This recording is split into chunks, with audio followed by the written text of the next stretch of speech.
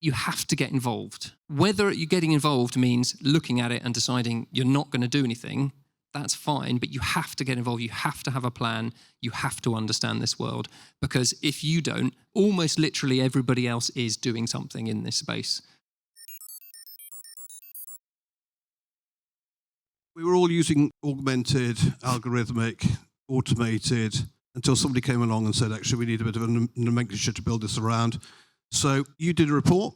It's a report that was very enthusiastic about the opportunity. Start by telling us why you did the report. What did you have in mind? So at the LMA, I often talk about what is noise and what matters, because we get a lot of things through our doors that we're asked to look at. But there was a lot of noise coming to us from the CEO committee, from our 38 underwriting committees, from Lloyd's, from the Enhanced Underwriting Working Group that Will Roscoe leads, really wanting a better definition of what we were talking about around algorithmic, broker facilities, etc., and creating a common taxonomy around it so that we could really talk about the same things but using the same language, because everyone was using different language. And I was just joking with Will on the way in how many hours it took to get to Enhanced Underwriting actually as a title. But yes, it really did go through a number of people, but we came out with Enhanced Underwriting.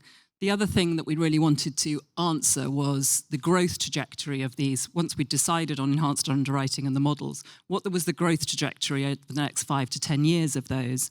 And then what could be the impact on the market following the growth that we anticipated would come through? And then when you got Greg and his team at Oxbow to do the report, and then when you obviously delivered it, you read it, anything in there that you weren't expecting or that surprised you or you would like to draw to our attention? I think the thing that surprised us both was there wasn't one incredibly strong detractor. I think once they read the report and understood what we were trying to do and the buckets we were trying to put things into and what it meant for the future, not one person said, oh, it's a load of rubbish, we're not having it, don't believe in it, it's got no place in our market. And so I think that was a bit of a surprise for us. We all knew who we thought that was going to be from potentially some articles. I had two articles in the trade press. I think the other thing that pleasantly surprised me was how many people lent into helping us write the report. 84 interviews, 130 people responding to surveys, a real collaborative effect, and just people wanted to contribute because they wanted the answer to be really good at the other end. Well, I've turned into a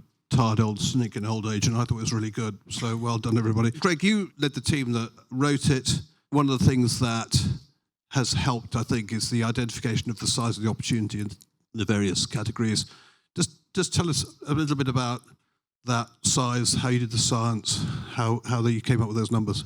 I was debating whether to start this by saying every prediction, you can say something certain about every prediction, which is going to be wrong. But I think we put a lot of effort into thinking about this sizing by looking at the qualitative inputs and quantitative inputs. So yes, of course, we went through all of the existing models, we projected them all forwards, we kind of identified potential new opportunity models, we looked at the market size, all that type of stuff, took into account inflation, took into account market growth, a bit of market cycles, although you'll notice we did a 5 and a 10-year view, which allows you to normalize that for a bit. That's all very interesting, but as anyone who's done any modelling will know that as you project further and further out, the certainty, just the sensitivity on it becomes huge. So what we also did was overlay that with a qualitative model, which was a combination of the conversations that we had. What were people saying? How were they thinking about it? How engaged were people really in it? What were they actually doing? And then obviously, as our view as Oxbow partners, I spend my time trundling around the kind of London market and corporate and specialty. We get a lot of insight through that. So it was kind of a combination of those two pieces. And then what is the size of the opportunity? Where are the biggest areas of growth? What, when you were doing that, did people get most excited about, and where's the most potential? Well, so just answering that last bit very quickly, as Elizabeth said, there were no detractors. There were some people that said they had concerns, and there were some people that said some areas were not for them. But fundamentally, everyone was supportive in the round. In terms of the size of the opportunity, so there are 4 models we identified. Augmented, which you can think of kind of today's model with technology overlaid, so it's still people heavy. We estimated that was about 40 to 50 billion of premium in year 10, approximately. You then have the algorithmic model, which is the other way around. It's tech first, people second. So Key, for example, or an Aegis Opal, or a Hiscox Plus, where the technology is doing the process of underwriting. We estimate that to be about 15 to 20-ish at the 10-year mark.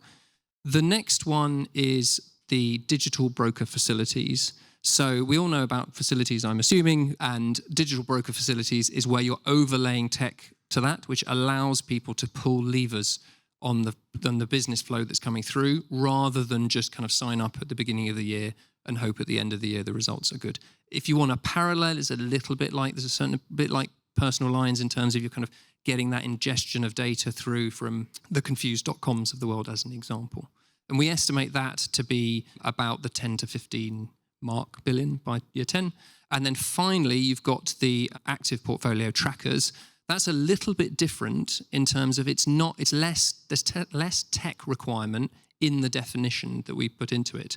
So it's more about the kind of portfolio solutions teams that are already in the market, and that we estimate to be about 25 to 35 billion in that year 10, depending on whether you think it's going to grow very rapidly or slightly less. Understandably enthusiastic and optimistic, but was there anything in the report that you got concerned about, or you think we should be concerned about? Maybe not concerned, but maybe pause for thought would be my expression. So I think when you've got a market like the Lloyd's market, which I represent, and you've got underwriters sitting next to each other trying to manage an underwriting cycle, a profitable underwriting cycle, I think if I were them, I might want to know a little bit more about the size of the business that's going through each model.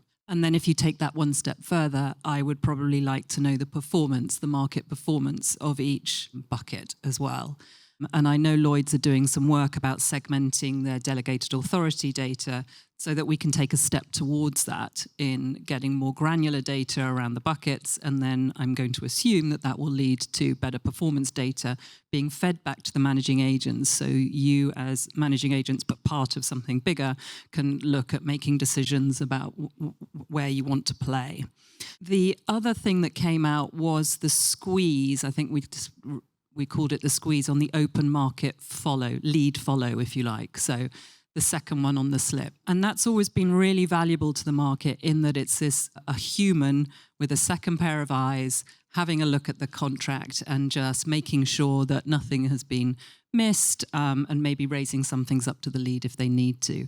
Now, as that gets squeezed and maybe automated, I think that is something that if I were underwriting right now, I would want to be looking at the risks there. Same sort of question to you, really, Greg. People now seek your guidance. You wrote the report. Will you be unconditionally enthusiastic, or will you make sure that there are other things you will warn people about? Robin, how long have we known each other? For nearly 10 years. I think InsTech and Oxbow Partners were set up roughly the same time. We are never unconditionally enthusiastic about anything. We like to say we're balanced in our perspective. So I think that, the market has to be very thoughtful about this. And one of our kind of questions and concerns, and one that other people have shared, is it's quite easy to take the concept of enhanced underwriting and wrap it around something that isn't enhanced underwriting and say, this is perfect, this is great, and this will work wonderfully, and trust us because it's enhanced. And actually, in some cases, it's blind follow of the market. And I think that's an area where I genuinely have concern, and I think needs to be carefully thought through.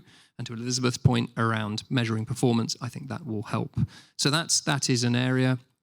Another point is about being realistic about what is achievable over what time period, and in that specifically around data and data quality. One of the things we weren't entirely expecting, but should have been blindingly obvious to us, was that every conversation we had, people said, this is great, great, great. Need to get the data quality better, because that's the key to unlock this. Doesn't have to be perfect, but it does need to be better. Can I add one more? I think that we need to begin to see the efficiencies of these models as well. In the interviews, I don't think that some people had begun to realise the efficiencies, but there's quite a big investment a lot of the time before you start to see those. And with rate adequacy under pressure and all the other things we know about the market at the moment, I think a lot of people will be looking to enhanced underwriting to create more efficiencies in their workplace, but we haven't seen all the benefits of that yet. What next from the LMA? Have you done your report? You can now leave the market to get on with it, or do you think other things you could help with, or you need to do report times two? Yeah, so 2 strands to that. The legal team are picking up. There were quite a lot of questions that came out of our legal and regulatory committees around data sharing, data quality, data integrity. So they are looking at that and going to be providing sort of interactive guide to the market to help companies with that. Greg and I are going to be working on a sort of evolution of the lead and what that might look like based on enhanced underwriting and the various forms it might take in the future, because that was something that a lot of people wanted to talk about post the report. So we will be producing something. It'll be a lot shorter because I realise our report is sort of the Dostoevsky-esque. So yes, it'll be a little bit more on a pamphlet rather than a novel. You've got 2 minutes to have the last word. So I was thinking before about what would my advice be to clients. And actually, I say this to clients, so it's nothing particularly new if you've heard me say it before. I think you have to get involved. Whether you getting involved means looking at it and deciding you're not going to do anything, that's fine, but you have to get involved. You have to have a plan. You have to understand this world. Because if you don't, almost literally everybody else is doing something in this space. I mean, I don't know, about 3% of the conversations we're having, people have said, not for us right now.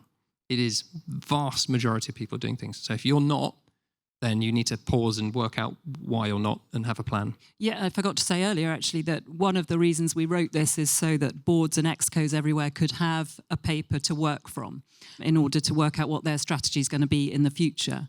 And so that has been, we've had a lot of NEDs contact us as well as excos to say that they have been using it in boardrooms and excos around the market.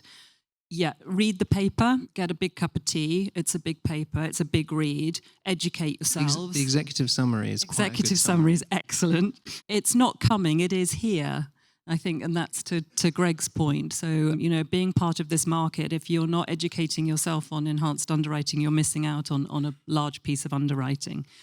And then my quote from Walt Whitman via Ted Lasso, which I love, which is, be curious, not judgmental about it. Love it. Ted Lasso, a source of the great philosopher. Look, thank you very much. Thank you for the report, which has been massively helpful for the market. Thank you for joining us.